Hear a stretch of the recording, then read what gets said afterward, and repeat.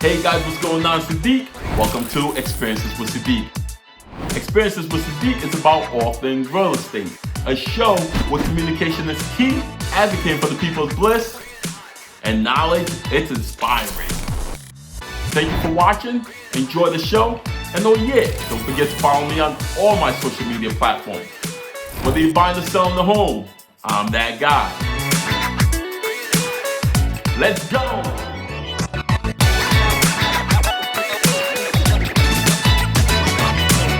Hey guys, what's going on? Sadiq. Welcome to Experiences with Sadiq, where communication is key, advocate for the people's bliss, and knowledge, it's inspiring.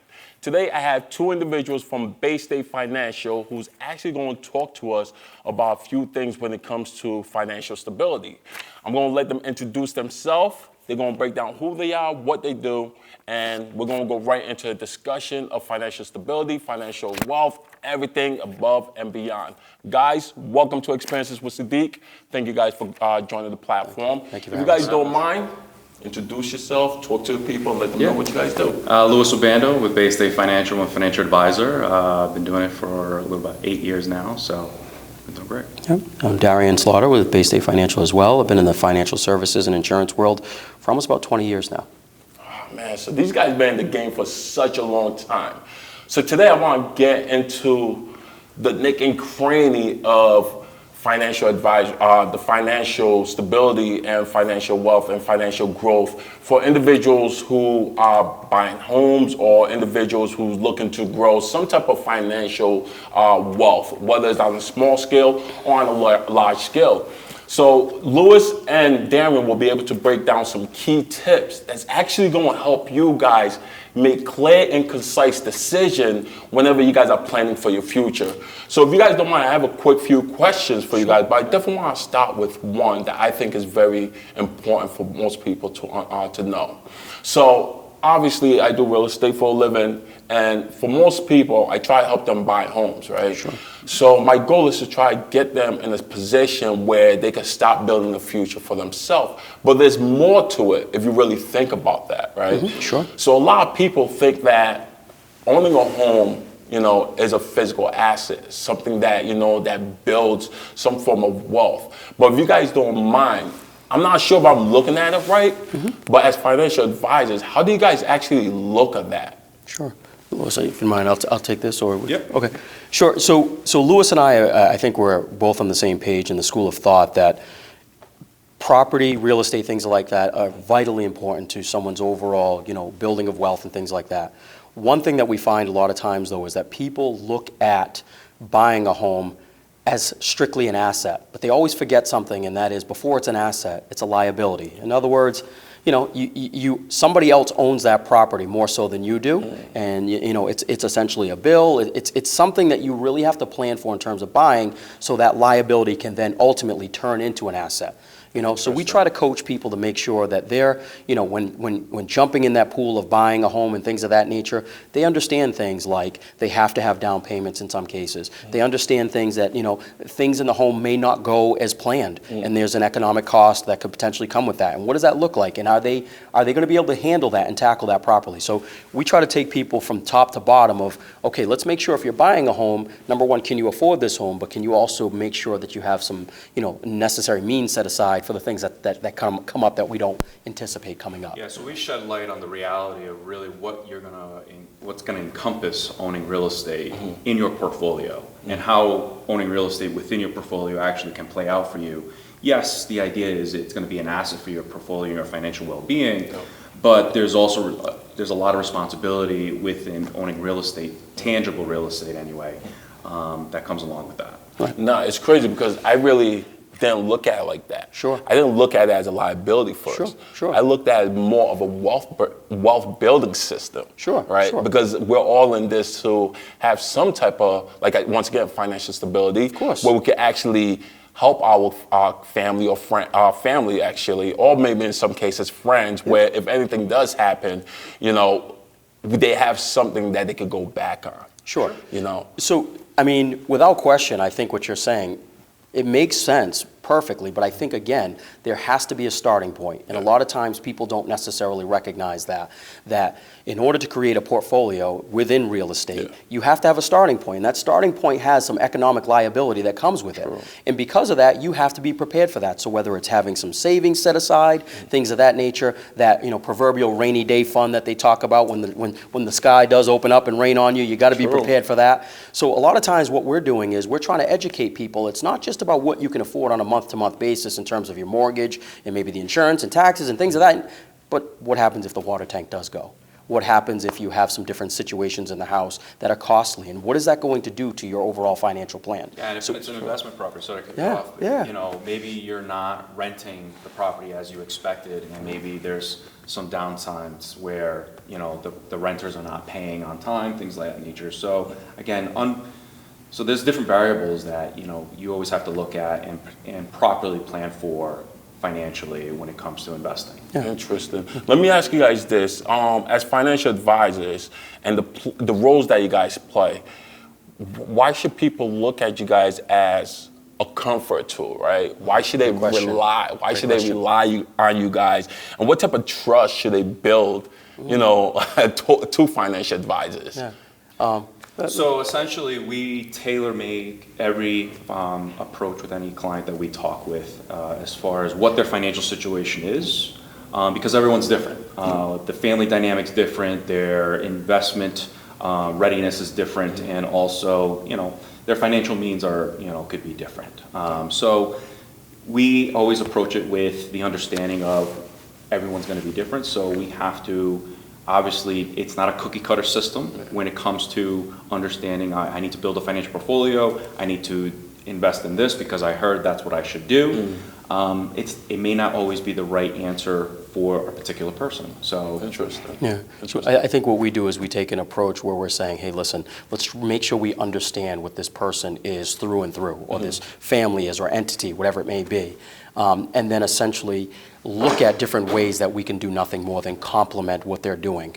And also at the same time, you mentioned the word trust. So in a lot of cases, I feel that education is a key tool to creating trust. If I can educate somebody so they can understand what's going on within their plan, innately they can trust me, because it's almost like they're doing their homework a little bit too. So it allows for good, you know, good dialogue and things of that nature, so we can create that trust and we can build upon things. And our goal is always to have clients for numbers of years. We want to see clients move from one point to the next and obviously continue to get better and better along the way. It kind of helps us, and we feel good about that too. it's more of a coaching session more than anything. It's not essentially trying to be transactional with anyone. Hey, you have some money, great, let's do this with it. It's more of making sure people understand what they're getting involved with.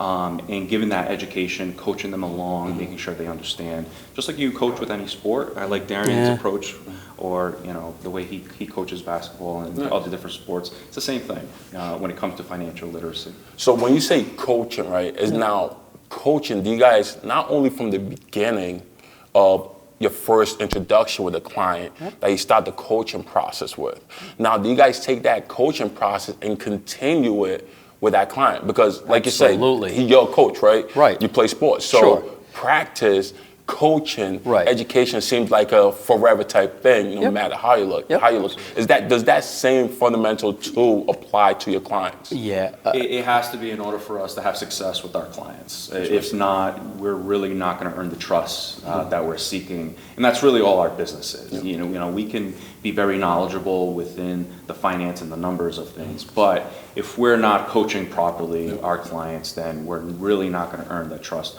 Or, you know, it's not going to be reciprocated as far as keeping them as clients for the long haul. Right. And I would take that a step further and say it's also important for us to continue to meet and have discussion with our clients, because things in life change, and they change constantly. So we always have to be, you know, prepared to work with our clients for the changes that they face. Unfortunately, some changes aren't always positive.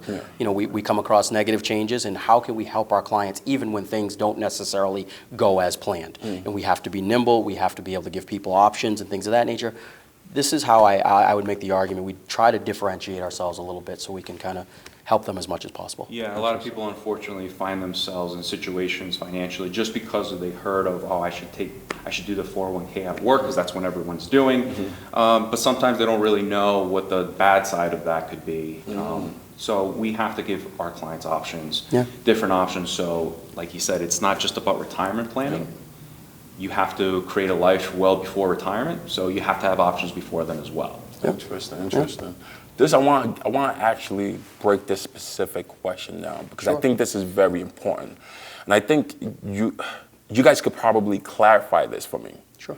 So my thing is that in today's day and age, generational wealth, I feel like it's more prevalent than it ever was before, right? Okay. But people are looking to be more educated. Can you guys give advice to people? Can you guys give advice to people in regards to generational wealth, in regards to where you guys stand at as financial advisors? And what advice or knowledge would you guys love to share if you guys could give 3 examples apiece? I think this is very important right here. Sure. So first things first, generational wealth. I mean, that's something that most people with a family strive for, to be able to pass something down to the next generation so they have a leg up in life and things of that nature.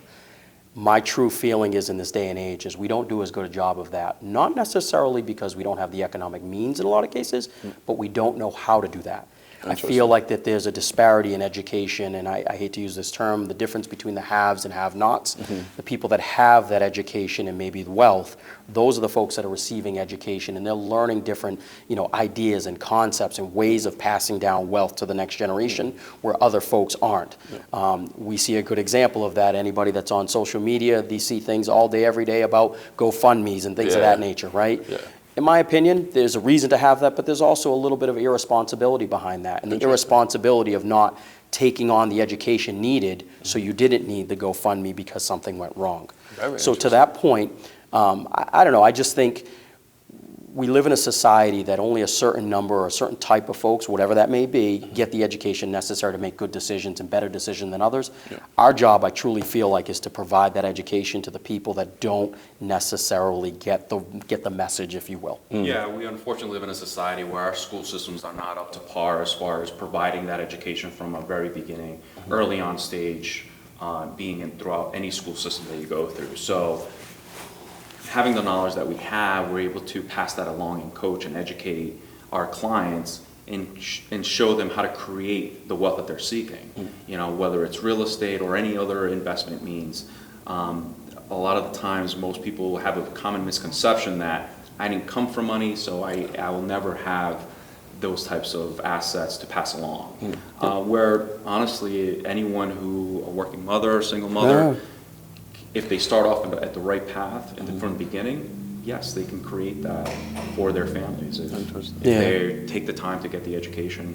The other misconception is people think if they don't have the means to work with someone like us, that's not always the case. We work with anyone who's willing to take on the education. Right, we're essentially teachers, and it just so happens we teach where, in most cases, dollars and cents are involved, and that's what we do. So interesting. Now you say something about for those, there are the haves and the have-nots. Sure. Let's talk about the have-nots. Sure. Right, those individuals that think that because they don't have something to start with. Sure. If you guys could give advice or tips for your piece that could benefit the have-nots to be able to become the haves. Great. If you don't mind, I'd actually like to take this one. So first and foremost, a misconception. I work with a financial advisor. I have $1 million and I need to turn that $1 million into $1.3 million over the next 2 years. Yeah, I'm sure there are folks out there all day that have that sort of idea and mentality. And we work with those clients. And we have a few of them, a few. But the majority of people are just, how can I do things on a day-to-day basis? So one of the things you asked for is an example of how a have-not can kind of sort of start building wealth. Well, the first thing is you have to have a goal. If you don't have anything to strive for in life, you're never going to do something consistently. You have to have a goal. And if that goal has some sort of financial, repercussion tied to it, you have to start with a goal that is in terms of maybe saving, where the saving becomes sustainable. I don't care what amount it is. I don't care if you say, I'm going to put a quarter aside every week. Start with something and become consistent. Consistency breeds good habits. Good habits breed the ability to get to your end goals and things of that nature. So I say to people all the time, if you're working and creating a paycheck, make sure you're setting aside the smallest piece of that paycheck on a consistent basis. Pay yourself and save first. Everything else can kind of come after that. Yeah. But also, we live in a society where it's all too easy to spend money these days. Yeah. You know, we have these things, we have apps on our phone, you can order from Amazon and eBay. I mean, literally, you can have packages come to your house every day. Definitely. But also look at, what do I really need in this world? Yeah. You know, we've become a society of people that have to have these goods and things of that nature that constantly come to our house. Do we really need a second toaster?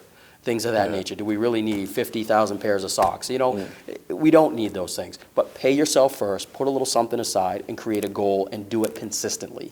It doesn't matter how much or how little. Do it consistently. You're at least giving yourself the opportunity for some growth. Nice. Absolutely.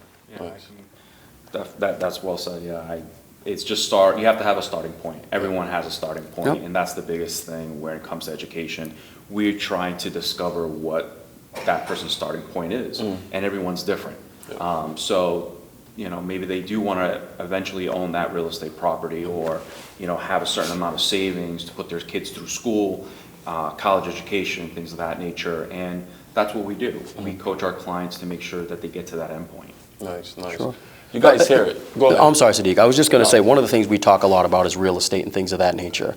Well, when you think about it, in a lot of cases, you have to have a starting point, and that goal might be to get that first property, whether it's your single-family home, that starter home, the forever home, the income property. You have to have a starting point. In a lot of cases, those starting points come with economic. I need to bring something to the table in terms of economics in order to get the ball rolling. Definitely. So we try to do a really good job of helping people to get the ball rolling, and okay, how am I going to start a savings plan? And we do that. Nice. Okay. You guys here, so it seems like there's three major points here that they made. One, starting point also equals to goals, right? Agreed. Two, consistency, right? The more consistency you put aside funds, you'll eventually, or the more consistent you work towards it, you'll eventually see the fruit of that labor grow, right? And then it just being able to, what's that third one again? Sustainability. Sustainability, all right? Just being able to create a sustainable securement for yourself where, you know, that it makes sense for you. So when everything does line up, when all those three major factors line up, there's nothing you need to worry about. There's no issue. Boom, you can move forward and you can start your future.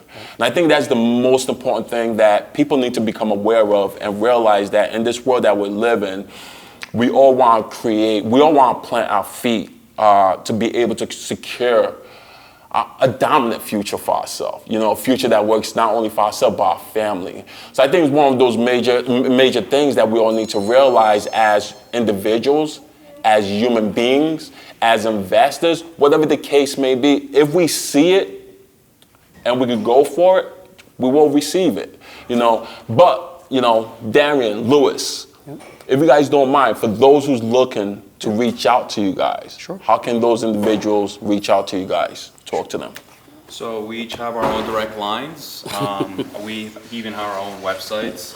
Mine's 401-432-8889. That's my direct phone number for my office. And then my website is Louis, L-U-I-S-G, Obando, O-B-A-N-D-O.com. Nice. All right, and my best way to find me is cell phone, or I also have my own website. Web address is www.slaughter, so that's SLAUGHTER, D is in my first initial.com. My phone number, best number to reach me at is area code 401-575-8470. Nice. You guys hear it from Lewis and Darrien. It's your man Sadiq on Xperiences with Sadiq, where communication is key, advocating for the people's bliss, and knowledge. It's inspiring. Until next time, catch you guys soon. Talk to y'all.